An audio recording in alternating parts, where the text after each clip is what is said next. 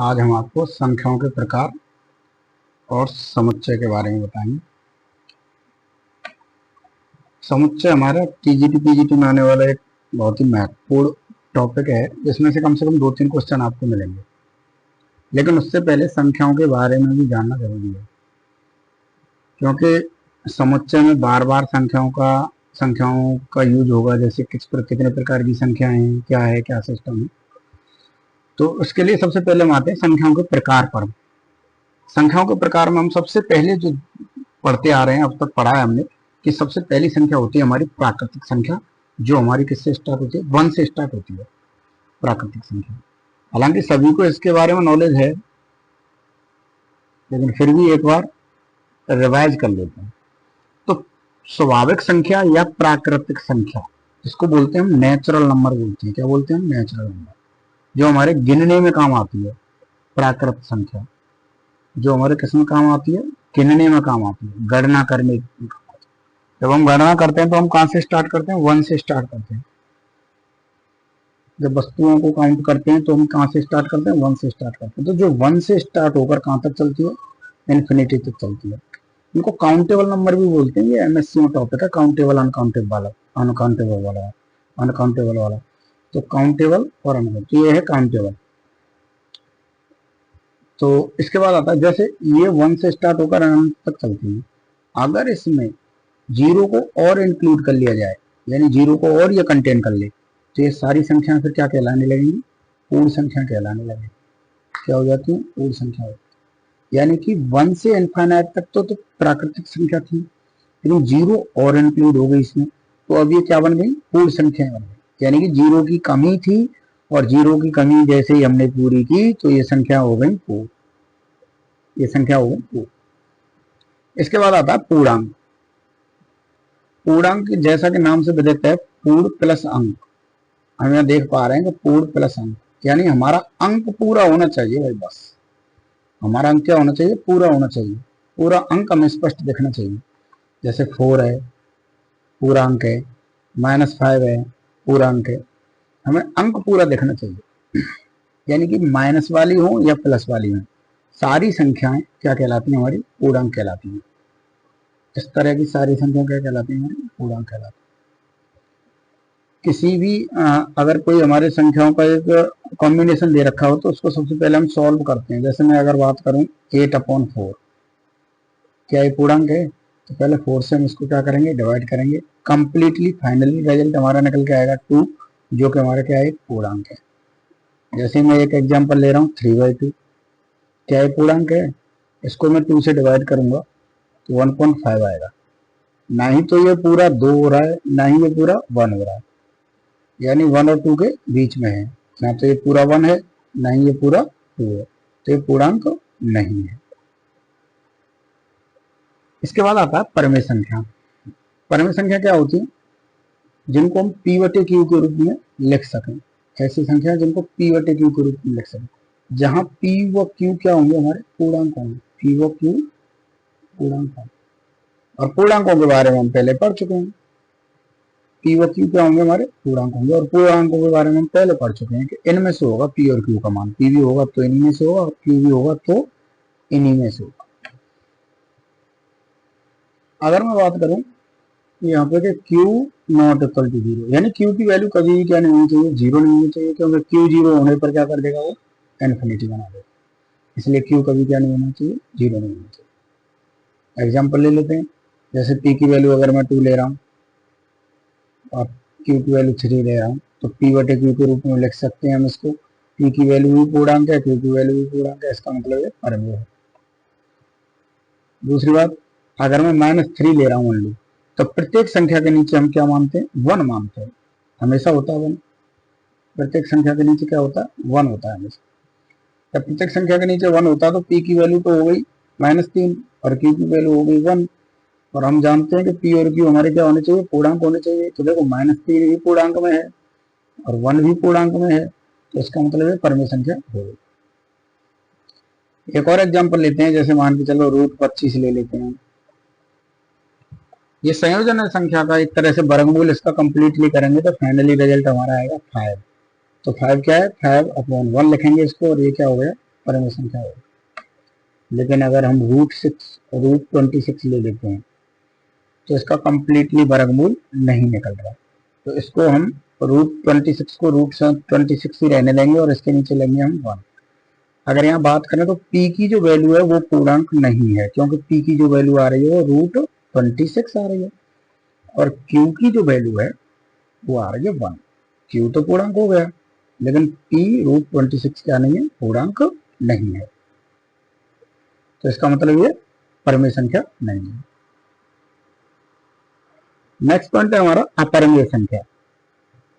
ज्यादा कुछ इसमें बताने की जरूरत नहीं है, क्योंकि ये सब आप लोगों को पता ही है, लेकिन फिर भी बेसिक जानकारी यानी बेसिक नॉलेज होना जरूरी है। जो संख्याएं परिमेय नहीं है, जो संख्याएं परिमेय नहीं है, वो सब क्या कहलाती हैं, अपरिमेय संख्या कहलाती है। जैसे पाई हुआ, पाई अपरिमेय संख्या है। ई हुआ, ई अपरिमेय संख्या है। रूट 5 हुआ, क्योंकि रूट 5 का वर्गमूल कंप्लीट नहीं निकलेगा, इसका मतलब रूट 5/2, पी की वैल्यू होगी रूट 5, पी की वैल्यू होगी 1, पी की वैल्यू रूट 5, यानी पी पूर्णांक नहीं है, तो ये क्या हो जाएगी, अपरिमेय संख्या हो जाएगी।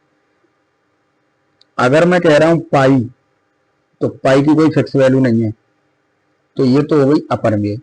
और अगर मैं कह रहा हूं 22/7, तो 22/7 की कंपेयर में p/q से करूंगा तो p की वैल्यू 22 और q की वैल्यू 7, लेकिन यहाँ ना तो हमें p की वैल्यू शो हो रही है, ना ही q की वैल्यू शो हो रही है, तो इसका मतलब ये अपरिमेय है और ये क्या है, परिमेय है। तो पाई अगर कह रहे हैं हम तो अपरिमेय, और 22/7 कह रहे हैं तो क्या होगा, वो परिमेय होगा। जो प्राकृतिक संख्या है वो सभी हमें पूर्ण संख्याओं में मिल जाएंगी, और जो पूर्ण संख्या है वो पूर्णांकों में मिल जाएंगे, और जो पूर्णांक है वो सारे किस में मिल जाएंगे, परिमेय में मिल जाएंगे। यानी कि अगर मैं वेन डायग्राम इस तरह से बनाऊं तो जो नेचुरल नंबर हैं उन सबको कंटेन करते हुए तो होल नंबर बना है, उन सबको कंटेन करते हुए होल नंबर बना, और होल नंबरों को कंटेन करते हुए क्या बना हमारा, इंटीजर यानी पूर्णांक बना है। इंटीजर i/i और z बना है, और i और z को कंटेन करते हुए हमारा क्या बना है, परिमेय संख्या बनी है। परिमेय संख्या होती है हमारी q, रेशनल नंबर। लेकिन परिमेय तक तो ठीक है, लेकिन अपरिमेय जो संख्या है उनका इनसे कोई रिलेशन नहीं है, यानी कि अपरिमेय संख्या बिल्कुल अलग है। ये हो गई हमारी अपरिमेय संख्या, जिसको हम क्या बोल रहे हैं, टी से रिप्रेजेंट करते हैं या आई से रिप्रेजेंट करते हैं, टी या आई से रिप्रेजेंट करते हैं। ये सारी संख्या परिमेय संख्याएं हैं, और ये सारी संख्याएं क्या है, अपरिमेय संख्याएं हैं। और परिमेय और अपरिमेय दोनों को मिलाते हुए, दोनों को क्या कर दिया हमने, यूनियन कर दिया, और दोनों को मिलाते हुए कौन सी संख्या बन जाती है, हमारी रियल नंबर बनता है। क्या बनता है हमारा, रियल नंबर, रियल नंबर बनता है। क्या बनता है हमारा, रियल नंबर, ये बनता है हमारा रियल नंबर।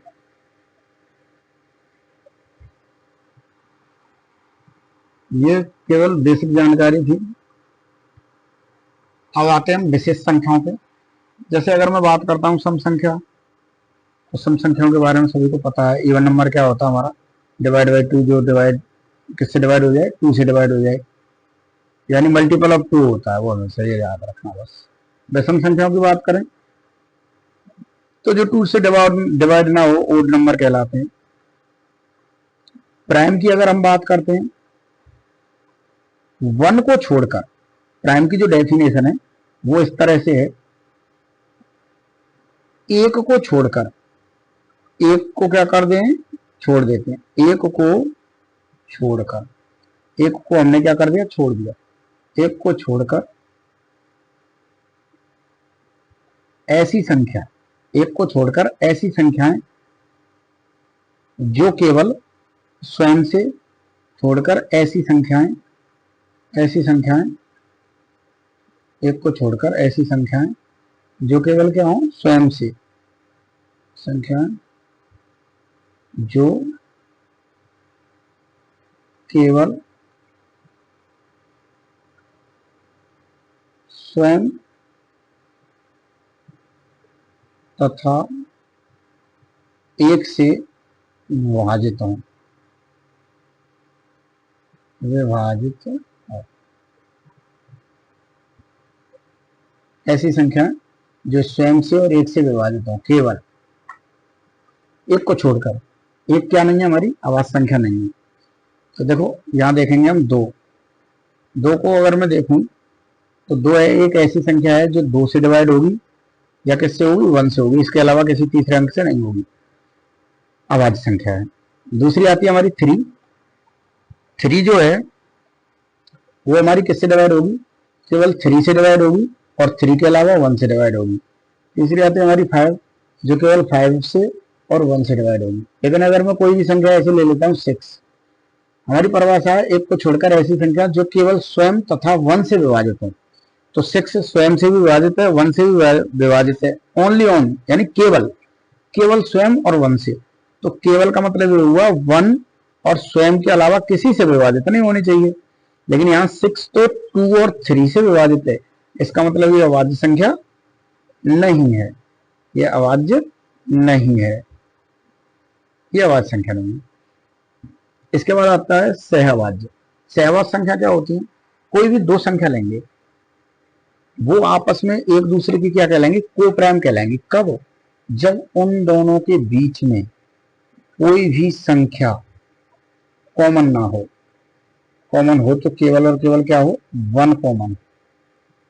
ऐसी संख्याएं जिनके बीच में या जिनका कोई भी गुणनखंड क्या ना हो, 1 के अलावा कोई दूसरा ना हो, जैसे 5 और 7, इनका एक ही गुणनखंड बनेगा, वो भी क्या बनेगा, 1 बनेगा, 1 के अलावा कोई भी गुणनखंड नहीं बनेगा। या ऐसी संख्याएं, ऐसी दो संख्याएं सहअभाज्य संख्याएं कहलाती हैं यदि वो केवल और केवल दोनों संख्याएं एक साथ किससे डिवाइड हो, केवल 1 से डिवाइड हो, इसके अलावा किसी से डिवाइड ना हो। जैसे अगर मैं बात करता हूं 2 और 6 की, अगर मैं बात करता हूं 2 और 6 की, तो ये 1 से और 1 के अलावा ये किससे डिवाइड हो रही है, 2 से डिवाइड हो रही है। तो ये सहअभाज्य नहीं है। अगर मैं बात करता हूं 2 की और 3 की, तो ये सहअभाज्य है क्योंकि ये केवल और केवल 1 से विभाजित हो रही है। 8 की और 7 की अगर मैं बात करूं ना, तो ये भी क्या है, सहअभाज्य है, क्योंकि 8 और 7 एक साथ 1 से, यानी इनके बीच में जो कॉमन गुणनखंड है ना वो केवल 1 है। यानी ऐसी संख्याएं जिनके बीच में केवल कॉमन गुणनखंड क्या हो, 1 हो, 1 के अलावा कुछ और मिल जाता है तो वो सहअभाज्य संख्या नहीं कहलाती। इसके बाद आता है हमारा समुच्चय, जो हमारा मेन टॉपिक है। समुच्चय की परिभाषा, समुच्चय कितने प्रकार के होते हैं, ये समुच्चय होता क्या है, सबसे पहले हम बात करते हैं समुच्चय की। समुच्चय की जो परिभाषा है वो इस तरह से है कि वस्तुओं के सुव्यवस्थित संग्रह को, वस्तुओं के सुव्यवस्थित संग्रह को, जो कलेक्शन होगा, यानी वस्तुओं का क्या लिया हमने, कलेक्शन लिया, और वो कलेक्शन कैसा होना चाहिए, सुव्यवस्थित, यानी अच्छे तरीके से व्यवस्थित किया हुआ कलेक्शन। सुव्यवस्थित का मतलब यह है कि अच्छे तरीके से व्यवस्थित किया हुआ कलेक्शन होना चाहिए। समुच्चय सेट कहलाता है। बहुत सारी वस्तुएं हैं, वस्तुओं को हमने कलेक्शन कर लिया, ये कर लिया, वस्तुओं को कलेक्शन यहाँ रख लिया, और वो भी क्या होना चाहिए, सुव्यवस्थित तरीके से होना चाहिए कलेक्शन, तो समुच्चय कहलाता है। जैसे एग्जाम्पल के तौर पे मैं लेता हूँ अंग्रेजी वर्णमाला के अक्षर। भाई सारे अंग्रेजी वर्णमाला के अक्षर हैं, वो क्या हमारे ABCD कहाँ तक, Z तक ले लिया हमने, अच्छी तरह से व्यवस्थित कर लिया। सुव्यवस्थित का मतलब यही होता है कि कंट्राडिक्शन नहीं आना चाहिए, कोई विरोधाभास नहीं आना चाहिए, कोई भी उसका विरोध ना करे, विरोधाभास नहीं आना चाहिए, कोई विरोधाभास उत्पन्न नहीं होना चाहिए। कोई हमने कलेक्शन कर लिया और कोई भी विरोधाभास ना आए तो सुव्यवस्थित हो गया हमारा।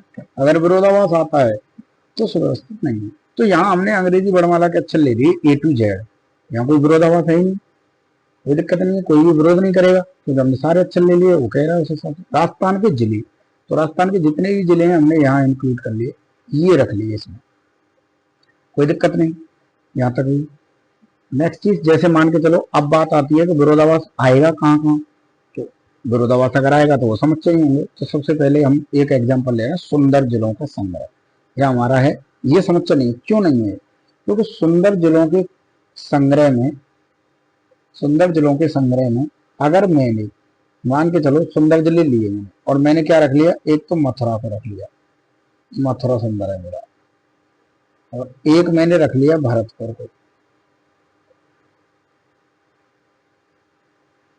और एक रख लिया मैंने आगरा। ये मैंने सबसे सुंदर जिलों में रख लिया, सबसे सुंदर जिलों में रख लिया। अब कोई भी एनी डिस्ट्रिक्ट, जैसे मान के चलो हाथरस वाला व्यक्ति कहेगा कि हमारा डिस्ट्रिक्ट भी क्या है, सुंदर है, तो वो कंट्राडिक्शन आ जाएगा। हाथरस वाला व्यक्ति कहेगा कि हमारा डिस्ट्रिक्ट क्या है, सुंदर है, तो वहां क्या आ गया, हमारा कंट्राडिक्शन आ गया, विरोधाभास आ गया। अब या तो उसको रखो, क्योंकि सुंदर की कोई ऐसी परिभाषा तो है नहीं, या तो उसको रखो या डिनाई करो। अगर रखते हैं तो फिर नेक्स्ट भी तो है हमारा अलीगढ़, अलीगढ़ वाला व्यक्ति कहेगा भाई मेरा भी सुंदर है। तो इस तरह से मतलब बार बार हमारा जो कलेक्शन हुआ है ना, वो बार बार क्या होगा, चेंज होगा, विरोधाभास होगा। अब मान के चलो अलीगढ़ को भी रख लो, नेक्स्ट मेरठ वाला कहेगा मेरा भी डिस्ट्रिक्ट सुंदर है, भाई सुंदरता की कोई परिभाषा नहीं है। और मेरठ वाला कहेगा मेरा डिस्ट्रिक्ट सुंदर है, लेकिन अलीगढ़ को बाहर निकालो, भाई निकालना पड़ेगा, या नहीं निकालते हैं तो फिर वहां विरोधाभास उत्पन्न हो रहा है। तो कहीं ना कहीं बार बार डेफिनेशन चेंज होगी, इसलिए समुच्चय नहीं है। अगर मैं बात करूं समझदार व्यक्तियों विद्यार्थियों का समुच्चय, तो अब हर विद्यार्थी पूरी तरह से तो परिपूर्ण नहीं होता, भाई कोई भी इंसान परिपूर्ण नहीं होता पूरी तरह से, तो समझदारी का कोई आंकलन नहीं कर सकते, समझदारी को कोई मापन नहीं है हमारे पास। तो हम मान के चलो 4 व्यक्तियों को ले भी लेंगे, 4 स्टूडेंटों को, तो 5वां स्टूडेंट भी तो सोचेगा कि भाई मैं क्यों नहीं समझदार हूँ, वो कहीं ना कहीं उन 4 के बीच में कमी निकालने की कोशिश करेगा, कमियां बताएगा उसकी। तो फिर वहां जो है सेट की डेफिनेशन सुव्यवस्थित तरीके से जो कलेक्शन होगा वो नहीं हो पाएगा। अगर मैं बात करूं सुंदर बच्चों का समुच्चय, एक मैं एक एग्जाम्पल अपनी तरफ से ले रहा हूं, ये समुच्चय होगा सुंदर बच्चों का समुच्चय, सुंदर सुंदर बच्चों का समुच्चय। अगर मैं ये ले लेता हूं एग्जाम्पल, सुंदर बच्चों का समुच्चय, सुंदरता का कोई मापन नहीं है, ये होगा या नहीं समुच्चय, सुंदरता का कोई मापन नहीं है। मान के चलो मैंने ऑल ओवर इंडिया में से 25 चाइल्ड उठा लिए, और 25 चाइल्ड भी मैंने क्या उठा लिया, सुंदर उठा लिया, मेरे पास सुंदरता का कोई मापन नहीं है। लेकिन 25 के अलावा और भी, भाई प्रत्येक माँ को अपना बेटा सुंदर लगता है, तो कहीं ना कहीं यह है कि सभी माएँ यही कहेंगी कि मेरा भी बच्चा सुंदर है, और कहीं ना कहीं जो हमारे कलेक्शन में है उनमें खामियां निकालने की कोशिश करेंगे। तो यहाँ भी हमारा क्या हो जाएगा, जो सेट की जो डेफिनेशन है उसमें क्या हो जाएगा, विरोधाभास उत्पन्न हो जाएगा। तो सेट कहते हैं वस्तुओं के सुव्यवस्थित संग्रह को समुच्चय कहते हैं, सेट कहते हैं, इस तरह से। नेक्स्ट आते हैं हम समुच्चय निर्माण या समुच्चय निरूपण के रूप। समुच्चय को हम 2 प्रकार से निरूपित कर सकते हैं, समुच्चय लिखने के हमारे पास 2 तरीके हैं। एक तो है हमारा निर्माण रूप, जिसको डेस्क्रिप्टिव फॉर्म बोलते हैं, डेस्क्रिप्टिव फॉर्म बोलते हैं निर्माण रूप को। जैसे मैं अभी क्वेश्चन ले रहा हूं, मान के चलो एक मैंने क्वेश्चन ले लिया, 2 फॉर्म है हमारी, एक तो डेस्क्रिप्टिव फॉर्म, एक है टेबुलर फॉर्म यानी सूची फॉर्म।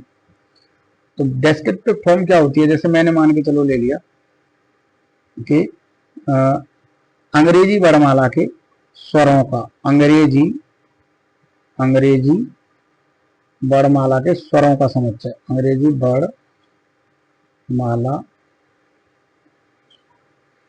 के स्वरों का समुच्चय ले लिया मैंने। तो जितने भी स्वर हैं मैंने एक ही बार में ले लिया, तो सेट तो बन गया स्वरों का समुच्चय। भाई जितने भी से मैंने ले लिए स्वर, तो अंग्रेजी वर्णमाला के स्वरों का समुच्चय मैंने ले लिया, ठीक है। तो अब एक चीज है, अंग्रेजी वर्णमाला के जो स्वर हैं वो हैं ए, ई, आई, ओ, यू, ये है अंग्रेजी। अब इसको हम 2 प्रकार से लिख सकते हैं, एक तो निर्माण रूप से और एक हम सूची यानी टेबुलर फॉर्म से लिख सकते हैं।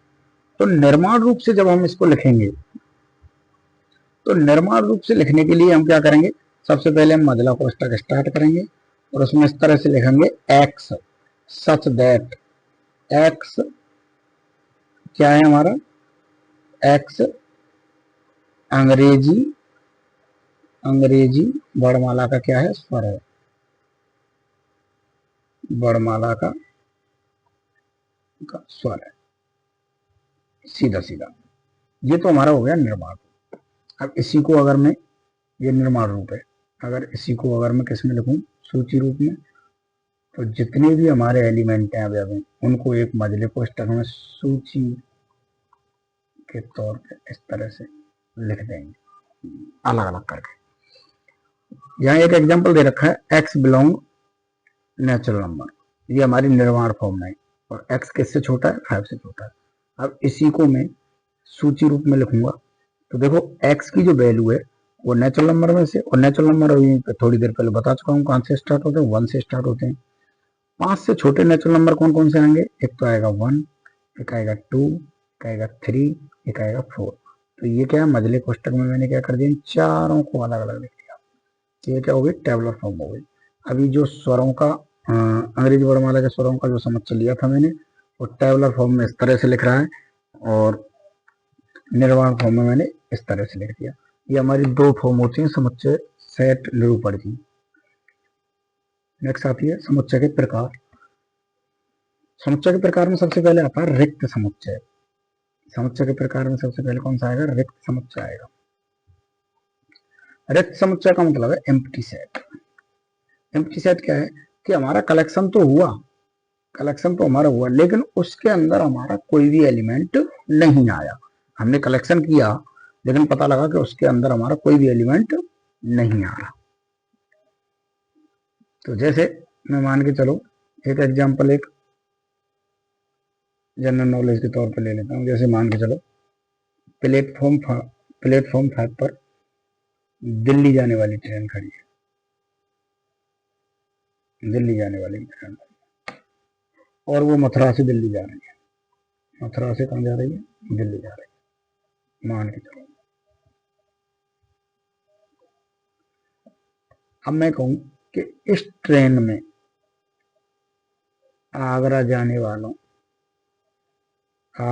वाले व्यक्तियों का क्या करना है, मुझे कलेक्शन करना है, सेट बनाना है आगरा जाने वाले।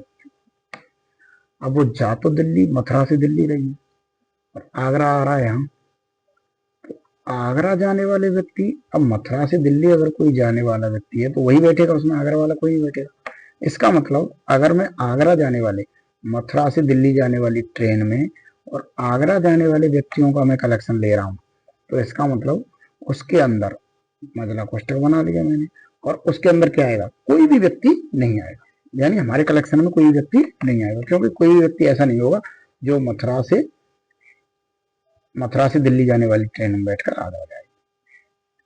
तो कुल मिला के क्या आ गया हमारा, जो मजला कोष्टक के अंदर कोई भी व्यक्ति नहीं आएगा। अगर कोई व्यक्ति आता तो उसमें हम डाल देते, एक आता तो एक डाल देते, दो आता तो दो डाल देते।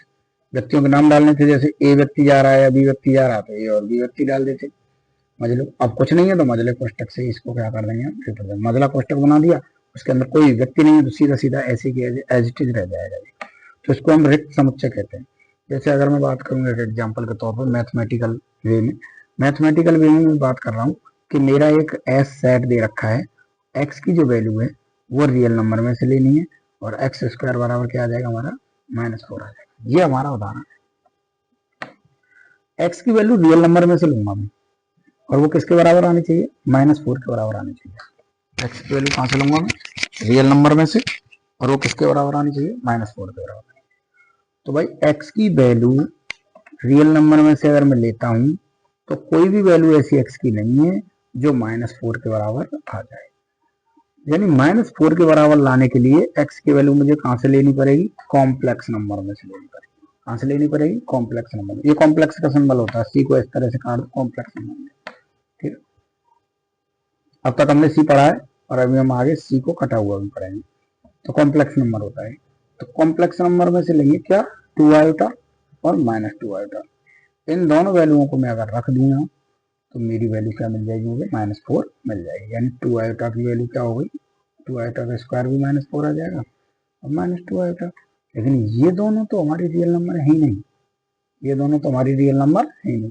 इसका मतलब जो मैंने सेट लिया है वो केवल और केवल क्या लिया है मैंने, एम्प्टी सेट है मेरा। क्या है मेरा, एम्प्टी सेट। मजला कोष्टक ले लिया, उसमें क्या रखूंगा मैं, 2 आयोटा और -2 आयोटा, जो कि हमारी क्या है, कॉम्प्लेक्स नंबर है, और मुझे रखनी क्या है, रियल नंबर है। इसका मतलब रियल नंबर में कोई भी नहीं है, तो इसका मतलब इसके अंदर कोई भी एलिमेंट नहीं है। जब हमारा कोई भी एलिमेंट नहीं होता तो उसको हम केवल क्या है, खाली ब्रैकेट, मझले कोष्टक के खाली ब्रैकेट से क्या कर देते हैं, रिप्रेजेंट कर देते हैं।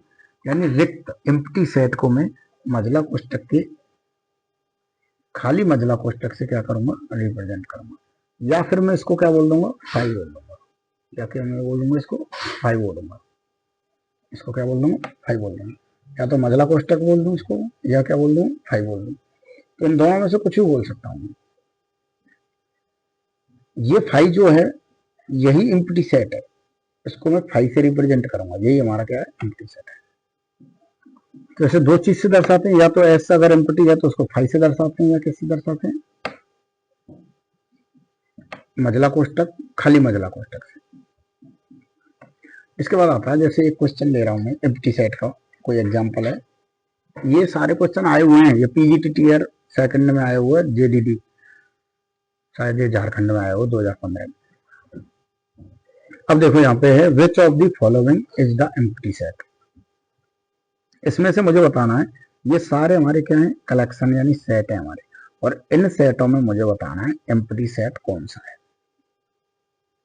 पहला है हमारा x इज रियल नंबर, ठीक है, एंड एक्स स्क्वायर माइनस क्या है, 1।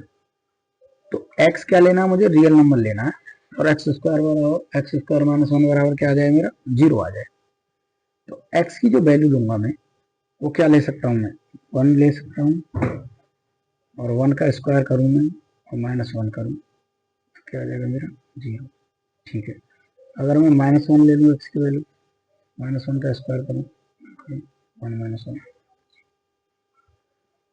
तो मुझे यहाँ दो चीज मिल रही है, एक तो 1 मिल रहा है और एक माइनस 1 मिल रहा है। तो यहाँ मैं देख पा रहा हूँ ये जो सेट है 1 और माइनस 1 से क्या है, बना हुआ सेट है। इसका मतलब इसके अंदर एलिमेंट हैं। दूसरी बात आती है, x is real number and x square plus 1 बराबर 0। तो यहाँ मैं बात करता हूँ कि x की जो वैल्यू है वो रियल नंबर है, तो x की वैल्यू रियल नंबर है, तो x की कोई भी रियल नंबर वैल्यू ऐसी नहीं होगी जो एक्स स्क्वायर प्लस 1 बराबर क्या कर दे, 0 कर दे। तो x की जो वैल्यू है वो 0 कब करेगी, या तो मैं आयोटा लूँ या माइनस आयोटा लूँ, और दोनों ही वैल्यू मेरी क्या है, कॉम्प्लेक्स है। दोनों ही वैल्यू मेरी क्या है, कॉम्प्लेक्स है। अब ये कॉम्प्लेक्स वैल्यू, इसका मतलब अगर मैं मझला कोष्टक लगा के ऐसे करके मैं लिखना स्टार्ट करता हूँ मेरे एलिमेंटों को, तो मेरे कॉम्प्लेक्स एलिमेंट आ रहे हैं, जबकि मेरे मझले कोष्टक के अंदर कौन से एलिमेंट आने चाहिए, रियल एलिमेंट आने चाहिए। इसका मतलब कोई भी रियल एलिमेंट इसके अंदर नहीं आएगा, ये ऐसे ही ऐसे रह जाएगा, ऐसे ही ऐसे रह जाएगा। इसका मतलब ये हुआ, ये एम्प्टी सेट हो गया। और इसी को क्या बोल देते हैं, कॉमा लगा के फाइव बोल देते हैं, इसी को क्या बोल देते हैं, कॉमा लगा के फाइव। तो मेरा एम्प्टी सेट कौन सा हो गया, ये हो गया। आंसर कौन सा हो गया, ये हो गया। नेक्स्ट क्वेश्चन है हमारा सिंगलटन सेट। नेक्स्ट पॉइंट है मेरा सिंगलटन सेट। सिंगलटन सेट क्या होता है, ऐसा सेट जिसमें केवल क्या है, एकल समुच्चय बोलते हैं इसको, केवल एक सेट, एक समुच्चय, यानी कि एक ही तत्व आए, एक ही एलिमेंट आए। मतलब मैंने कलेक्शन तो किया, सेट तो मैंने बनाया, लेकिन सेट के अंदर केवल और केवल क्या आया, मेरा एक तत्व मुझे मिला। तो एक तत्व मिलने वाला जो होता है, तो मझला कोष्टक के अंदर मुझे केवल और केवल क्या दिखेगा, एक तत्व दिखेगा। जब मैं कलेक्शन करूंगा तो मझले कोष्टक के अंदर मुझे केवल और केवल क्या दिखेगा, एक, केवल और केवल एक एलिमेंट दिखेगा। तो यहां मैं बात करता हूं, देखो निम्न में से कौन सा एकल समुच्चय, ये मेरा क्वेश्चन है। ऑप्शन ए, मझला कोष्टक अगर लगा हुआ है और उसके अंदर कोई एलिमेंट नहीं है, इसका मतलब ये कौन सा सेट हो गया, एम्प्टी सेट हो गया। ये मेरा हो गया एम्प्टी सेट। अगर मझला कोष्टक लगा हुआ है और उसके अंदर एक एलिमेंट है, और यहां भी कह रहा है कि एक ही तत्व होना चाहिए, और एक ही एलिमेंट मुझे यहां मिल गया मझला कोष्टक में, इसका मतलब ये क्या हो गया, सिंगलटन सेट, यानी एकल, एकल समुच्चय, एकल समुच्चय हो गया, ये हो गया एकल समुच्चय। दूसरी चीज आती है मेरी तीसरा ऑप्शन है, हालांकि मेरा आंसर यहाँ मुझे मिल गया है, बी है। तीसरा भी देख लो, इसमें दो है और मुझे क्या चाहिए, केवल और केवल एक चाहिए, और यहाँ क्या है मेरे, तीन है और मुझे क्या चाहिए, केवल और केवल एक चाहिए। तो मेरा ऑप्शन है बी। कहता है समान समुच्चय क्या होता है, इक्वल सेट। इक्वल सेट और इक्वलेंट सेट दोनों अलग अलग हैं। इक्वल सेट क्या होगा और इक्वलेंट सेट क्या होगा। इक्वल सेट क्या होगा, मान के चलो कोई दो सेट दे रखे हैं ए और बी, और उसमें ए में 6 एलिमेंट दे रखे हैं, तो बी में भी 6 ही एलिमेंट होने चाहिए, और ए के जो एलिमेंट है ना वही बी के एलिमेंट होने चाहिए। यानी कि दोनों समुच्चयों में एक जैसे ही, सेम और समान संख्या में, एक जैसे और समान संख्या में क्या होना चाहिए, अवयव होने चाहिए। तो उन्हें क्या कहते हैं, समान समुच्चय कहा जाता है। उन्हें क्या कहा जाता है, समान समुच्चय कहा जाता है। उन्हें समान समुच्चय कहा जाता है। जैसे अगर मैं बात करूं, ए कोई सेट है और उसमें 3 एलिमेंट हैं 1 2 3, और बी कोई सेट है उसमें 3 एलिमेंट हैं 3 2 1। अच्छा, जब हम कलेक्शन करेंगे तो उसमें क्रम मायने नहीं रखता, क्रम कुछ भी हो सकता है। जैसे अगर मैं कलेक्शन करूं, मान के चलो मैंने एक रूम में जानवरों को घुसा दिया, भेड़ों को घुसा दिया, तो उसमें क्रम मायने नहीं रखता।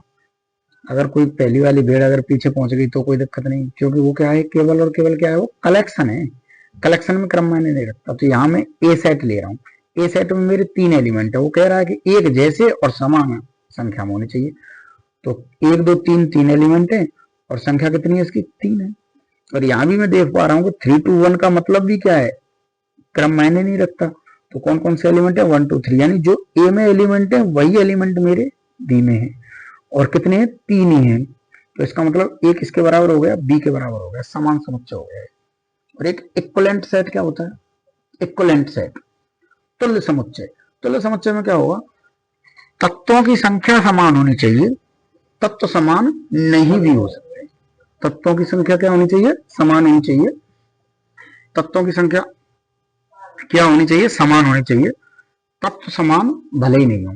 यानी कि अगर कोई मेरे पास ए सेट है और उसमें मेरे 5 एलिमेंट हैं, तो बी कोई सेट में अगर 5 एलिमेंट हैं तो वो दोनों क्या कहलाएंगे, इक्विवेलेंट कहलाएंगे। इक्वल और इक्विवेलेंट में थोड़ा सा अंतर, थोड़ा सा डिफरेंस है बस। इक्वल सेट में तो संख्या भी समान होनी चाहिए और तत्व भी वही होने चाहिए जो सेट ए में है, बी में भी, दोनों में मतलब समान एलिमेंट होने चाहिए और एलिमेंटों की संख्या भी समान होनी चाहिए। लेकिन तुल्य समुच्चय की अगर हम बात करते हैं तो केवल और केवल क्या होना चाहिए, तत्वों की संख्या समान होनी चाहिए। तत्वों की संख्या, जब दो समुच्चय में तत्वों की संख्या क्या हो, समान हो। दो समुच्चय हैं और उनमें तत्वों की संख्या क्या है, समान है। लेकिन तत्व समान नहीं भी हो सकते, तत्व समान भी हैं तो भी इक्विवेलेंट हो गया। इक्विवेलेंट सेट इक्वल हो सकता है। इक्विवेलेंट सेट जो है उसमें तत्व भी समान हो गए तो वो इक्विवेलेंट कहलाएगा, इक्वल और इक्विवेलेंट हो जाएगा, बराबर हो जाएगा। लेकिन तत्व समान नहीं है तो वो क्या कहलाएगा, केवल और केवल इक्विवेलेंट कहलाएगा। जैसे अगर मैं बात करूं ए में, तत्व तो अलग अलग हैं लेकिन तत्वों की संख्या समान है। तत्वों की संख्या क्या है, समान है। इसका मतलब ये हुआ कि तत्वों की जब संख्या समान होती है तो ये क्या कहलाते हैं, इक्विवेलेंट सेट कहलाते हैं। अगर ये तत्व भी समान हो जाते, अगर ये तत्व भी क्या हो जाते, समान हो जाते, तो ये इक्विवेलेंट सेट ही क्या बन जाता हमारा, इक्वल सेट बन जाता। इक्विवेलेंट सेट ही क्या बन जाता हमारा, इक्वल सेट बन जाता। इसलिए ए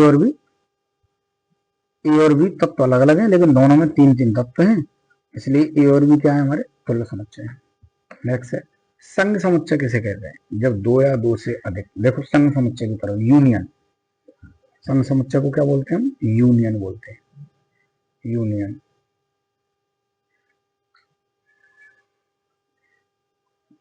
यूनियन बोलते हैं उसको, क्या बोलते हैं, यूनियन।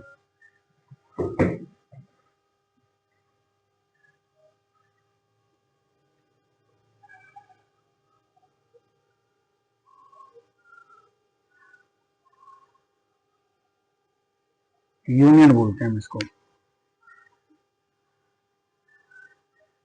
तो संघ समुच्चय क्या होता है हमारा,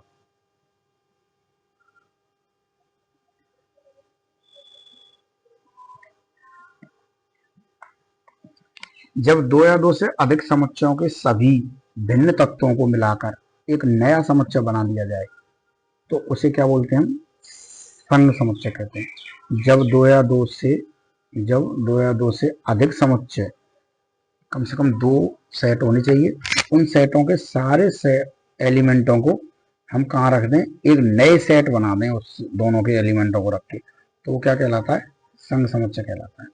जैसे अगर ए और बी दो सेट हैं तो उनका संघ समुच्चय क्या होगा, ए यूनियन बी। ए और बी दोनों के एलिमेंटों को अगर हम मिला रहे हैं, संघ समुच्चय बना रहे हैं, तो सबसे पहले हम रिप्रेजेंट किससे करेंगे उसको, ए यूनियन बी से रिप्रेजेंट करेंगे। इस तरह से रिप्रेजेंट करते हैं उसको। इसमें वे सभी तत्व होंगे जो या तो ए में होंगे या बी में होंगे या दोनों में होंगे। मतलब सारे के सारे एलिमेंट वही एलिमेंट होंगे, या तो ए से लिया होगा या बी से या दोनों से। तो ए यूनियन बी जो होगा ना, ए यूनियन बी जो बनेगा उसमें जो एक्स सच दैट इस प्रकार होगा, या तो ए में रहा होगा या वो बी में रहा होगा, किसी ना किसी में जरूर रहा होगा या दोनों में रहा होगा।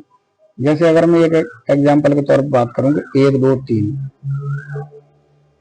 ए मैंने सेट ले लिया कोई और बी ले लिया मैंने 3 4 5, तो दोनों के एलिमेंटों को मिलाकर मैं एक क्या बना दूंगा, सेट बना दूंगा, ए यूनियन बी बना दूंगा। उसमें क्या होंगे, दोनों के एलिमेंट होंगे, 1 2 3, दोनों के एलिमेंट होंगे 4 5। देखो दोनों के एलिमेंट आ गए। अब ये 3 है, ये इधर भी आ रहा है इधर भी आ रहा है, इसलिए लिखा कितने बार जाएगा, ये एक ही बार लिखा जाएगा। अगर बार बार हमने लिस्ट तैयार की और लिस्ट में मान के चलो हमने मान के चलो ऊपर भी लिख दिया किसी व्यक्ति का नाम, नीचे भी लिख दिया, अरे एक ही बार लिख दो उसको, दिक्कत थोड़ी ना है। 2 बार और सा लगता है, इसलिए अगर डबल लिखेंगे ना वो और सा लगेगा। ऐसा नहीं है कि कलेक्शन नहीं होगा, वो 3 बार लिख दो 4 बार लिख दो कितना भी लिख दो, लेकिन बात यह है कि जब हमारा काम एक बार में हो गया तो हम क्यों किसी एलिमेंट को बार बार स्वैप करें बार बार। तो इसलिए हम क्या कर देते हैं, एक ही बार कर देते हैं, तो फिर काउंटिंग में दिक्कत आती है। अगर मैं बात करता हूं कि ए में कितने एलिमेंट है 3 और बी में कितने एलिमेंट है 3 और ए यूनियन बी में कितने एलिमेंट है, तो अगर मैं इसको बार बार लिखूंगा तो 3 और 3 6 एलिमेंट हो जाएंगे, डबल लिखूंगा 6 एलिमेंट तो हो नहीं सकते क्योंकि वो दोबारा काउंट हो रहा है। इसलिए ए यूनियन बी में क्या है, अगर कोई डबल या 3 बार कोई एलिमेंट आ रहा है तो उसको हम केवल ओनली ऑन 1 टाइम्स लिखेंगे, तो ए यूनियन बी ये बन जाता है हमारा। एग्जाम्पल ले रहा हूं मैं, यहाँ देखो यही एग्जाम्पल है जो मैंने बताया है, और यहाँ हम देख पा रहे हैं कि ए का एक ए जो है वो 1 2 3 है और बी जो है वो 3 4 5 है और ए यूनियन बी जो बन रहा है वो ये बन रहा है। यहाँ 3 दोनों में था, इसलिए संघ में केवल क्या आएगा, वो एक ही बार आएगा, कोई दिक्कत नहीं है। महत्वपूर्ण बिंदु क्या है, कोई भी तत्व दोहराया नहीं जाता। इसमें सबसे इंपॉर्टेंट बात यह है कि हमारा कोई भी तत्व क्या है, दोहराया नहीं जाएगा। मतलब अगर वो एक बार आ गया, अगर वो डबल बार आ रहा है, 3 बार आ रहा है, 4 बार आ रहा है, तो क्या है, केवल एक ही बार लिखा जाएगा वो। नेक्स्ट हमारा संघ समुच्चय में सभी भिन्न तत्व शामिल होते हैं। सभी भिन्न तत्व मतलब समान नहीं आ जाना चाहिए उसमें, मतलब बात ही है ना, दोहराया अगर जाएगा तो वो भिन्न नहीं रहेगा, समान हो जाएगा। जैसे अगर मैं बात करूं, या मैं बात करता हूं, मान के चलो 1 2 3 और फिर से मैं लिख देता हूं 3 4 5, ये लो लिख दिया मैंने, तो सबसे पहले तो ये दोहराया नहीं जाएगा, इसको फॉलो नहीं कर रहा। और इसके बाद भिन्न तत्व होने चाहिए सब, इस समान तत्व आगे इसको भी फॉलो नहीं कर रहा। इसलिए भैया एक के जाने से दोनों रूल हमारे फॉलो हो रहे हैं, तो इसका मतलब ऐसा ना करो इसको एक ही बार लिख दो ना, फिर क्या जरूरत पड़ रही है। जब दोनों रूलों को फॉलो नहीं कर रहा है, एक के एक्स्ट्रा आने से वो दोनों रूल ही हमारे फेल हो रहे हैं, तो एक ही बार लिखो। वेन डायग्राम में हम देख पाएंगे इसको, जैसे मान के चलो हमारा ये ए है, ये ए है हमारा, और ये कोई क्या है हमारा, बी है। इस तरह से हम इसका वेन डायग्राम बना पाएंगे, ए और बी। तो ये वाला जो एरिया है ना, ये वाला एरिया, ये वाला जो एरिया है, देखो ये वाला जो एरिया है, ये वाला एरिया, ये कॉमन एरिया है। ये क्या है, कॉमन एरिया है। मतलब ऐसे एलिमेंट हैं इसमें जो क्या है हमारे, इस वाले एरिया में कौन से एलिमेंट है, ऐसे एलिमेंट है जो क्या है हमारे दोनों में शामिल है। जैसे अभी मैं बात करूंगा, इसमें क्या है, हमारे दोनों में शामिल है, ये इधर भी शामिल है और ये इधर भी शामिल है, तो ओवरलैपिंग हो रही है, तो ये केवल क्या है, एक ही बार काउंट होंगे। जैसे अभी मैं बात कर रहा था कि इसमें थे 1 2 3, तो 3 यहाँ आएगा कुल मिला के, और इधर से 4 5, तो यहाँ देखो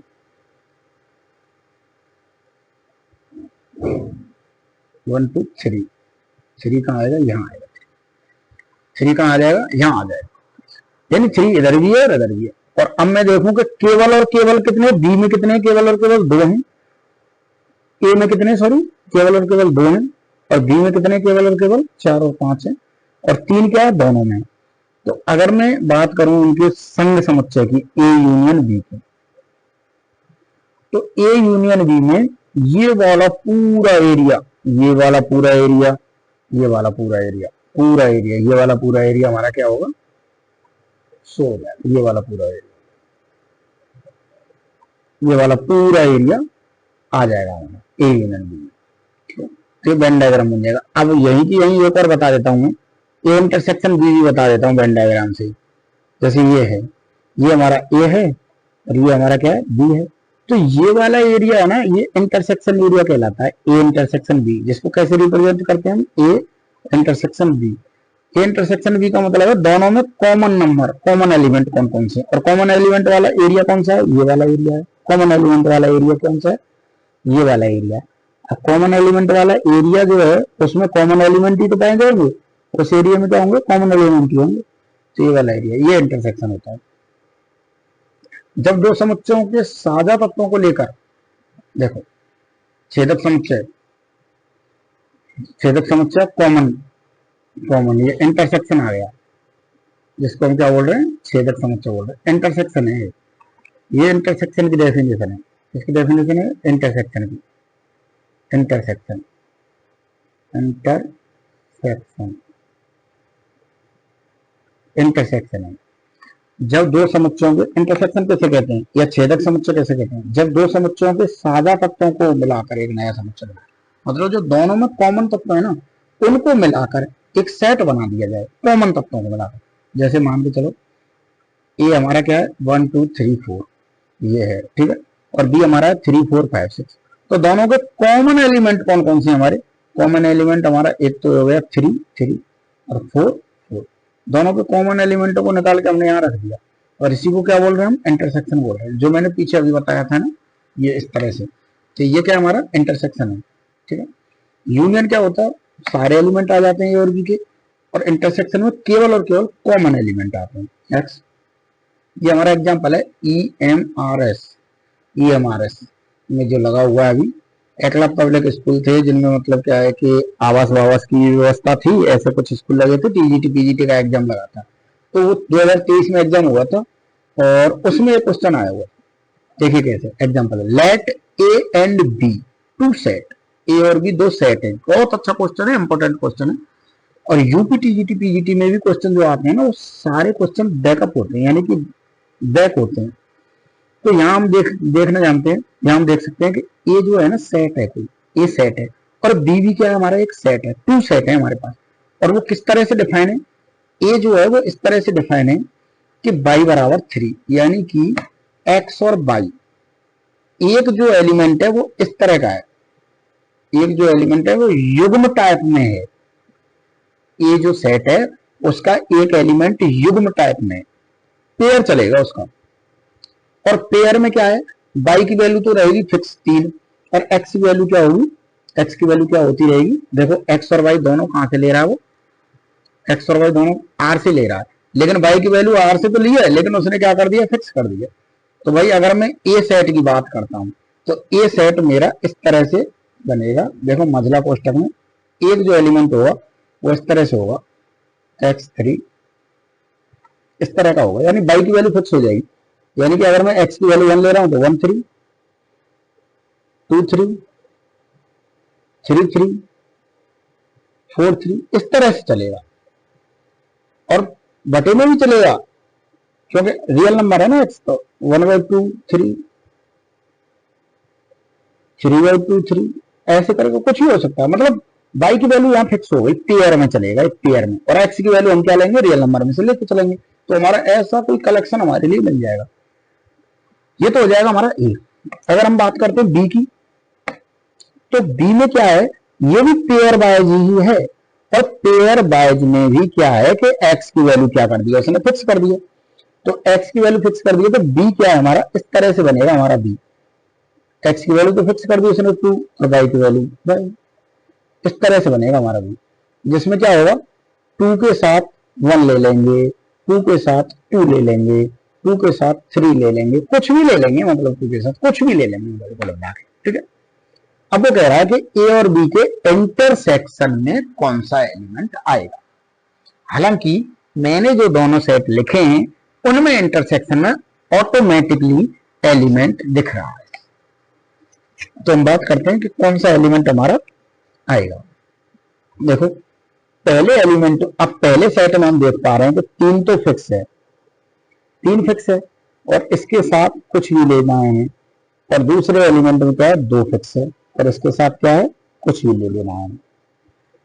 तो यहां केवल और केवल एक ही चीज हमारी कॉमन रहेगी कि अगर मैं इसके साथ क्या ले लूं, टू ले लूं, अगर मैं इसके साथ क्या ले लूं, टू ले लूं, तो वो चीज हमारी कॉमन रहेगी।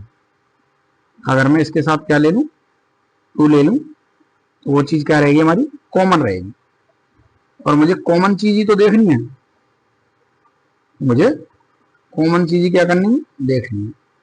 तो क्या कॉमन आएगा इसमें, देखो इसमें से मैं ले जाऊं टू, देखो यहां अगर मैं टू ले लेता हूं भाई, मैं वन टू थ्री फोर कुछ भी रखूंगा, कुछ भी रखूंगा, लेकिन कुछ भी रखने पर ये इससे मैच नहीं करेगा। ये मैच कब करेगा, जब यहां टू रख दूंगा, क्योंकि पहले से यहां फिक्स, यहां मैं टू रख दूंगा तो इससे क्या कर जाएगा, मैच कर जाएगा।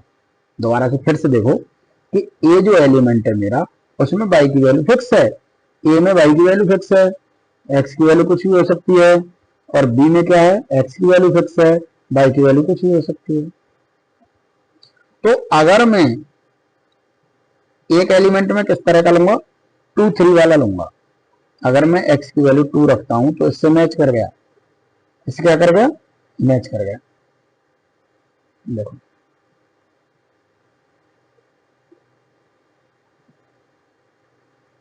अगर ये चीज है हमारी, ये चीज हमारे सामने है, अगर मैं यहाँ टू लेता हूँ और यहाँ थ्री लेता हूँ, भाई बहुत सारे एलिमेंट बनेंगे हमारे यहाँ, two three four three five three, तो यहाँ क्या ले लूंगा, मैं टू ले लूंगा, और जैसे ही मैं टू लूंगा और यहाँ जैसे ही थ्री आएगा लौट के, भाई यहाँ मैंने टू ले लिया और यहाँ आ गया थ्री, तो मेरा एक कॉमन एलिमेंट मुझे मिल गया। मेरा क्या मिल गया, मुझे एक कॉमन एलिमेंट मुझे मिल गया।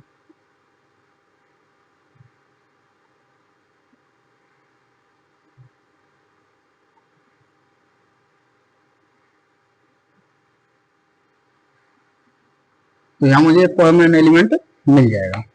अब ये क्या कह रहा है कि नंबर ऑफ एलिमेंट, यानी एलिमेंट जो है वो कितने कॉमन एलिमेंट है, ये पूछ रहा है वो।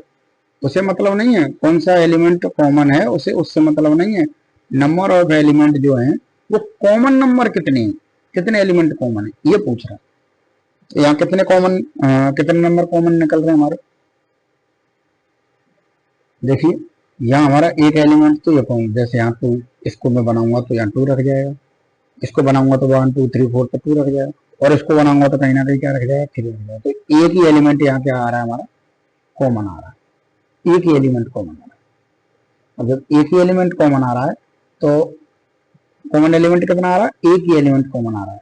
फिर से सुनेंगे, कॉमन एलिमेंट हमारा आ रहा है एक ही, और जब कॉमन एलिमेंट हमारा एक ही आ रहा है, इसका मतलब कॉमन एलिमेंटों की जो संख्या है वो कितनी आएगी हमारी, एक आएगी।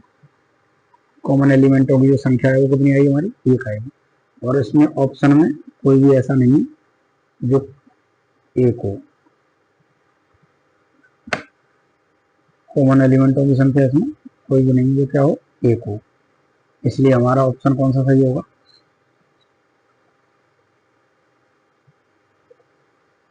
हमारा जो ऑप्शन सही है वो क्या है,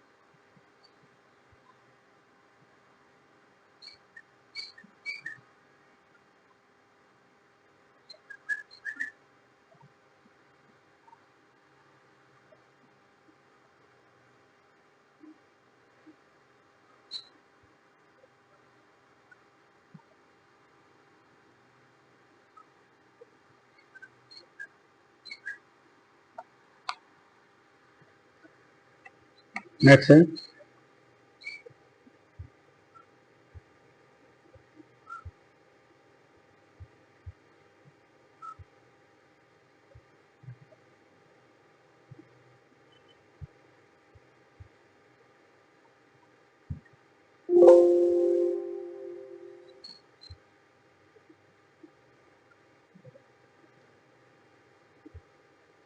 नहीं आ रही।